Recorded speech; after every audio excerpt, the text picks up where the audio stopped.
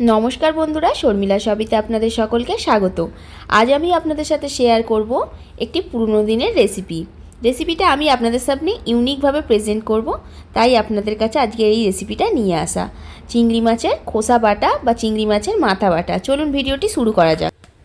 चिंगड़ी माछेर माथागुलोर मध्य अल्प एकटु नुन और अल्प एकटु हलुद गुঁড়ো आगे दिए दिलाम।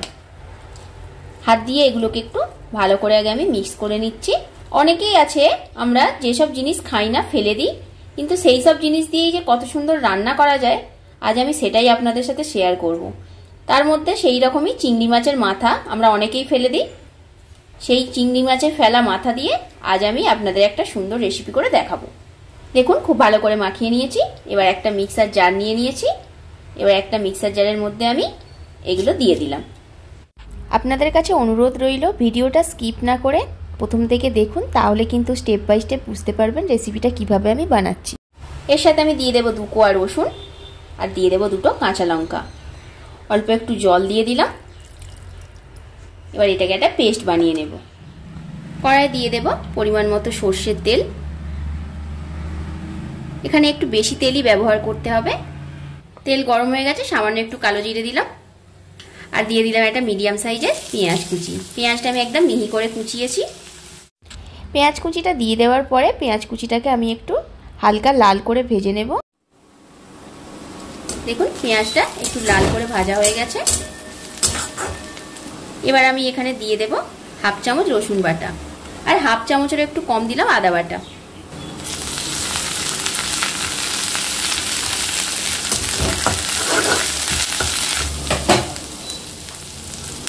এবার আমি এখানে দিয়ে দেব চিংড়ি মাছের মাথার পেস্টটা।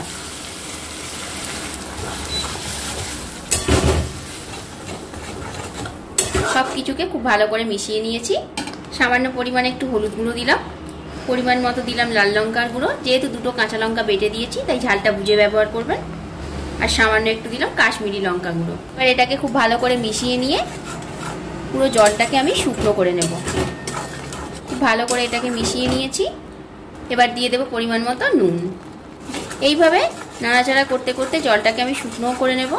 আর সমস্ত কিছু যে কাঁচা গন্ধটা আছে সেই গন্ধটাও চলে যাবে। আর ভালো করে এটা কষানো হয়ে গেলে উপর থেকে তেলও ছেড়ে আসবে। অনেকেই আমরা বাড়িতে চিংড়ি মাছ নিয়ে আসলে মাথাগুলোকে ফেলে দিই, কিছু ব্যবহারে কাজে লাগে না বলে।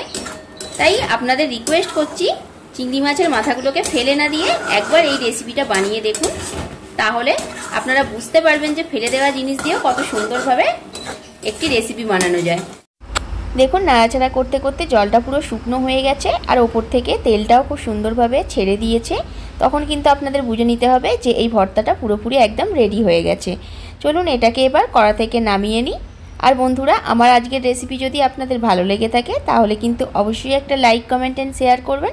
আর যারা আমার চ্যানেলটিকে এখনও সাবস্ক্রাইব করেননি প্লিজ চ্যানেলটিকে সাবস্ক্রাইব করে দিয়ে পাশে থাকা বেল নোটিফিকেশনটি অন করে দেবেন, যাতে নতুন নতুন ভিডিওর আপডেট আপনারা পেয়ে যান।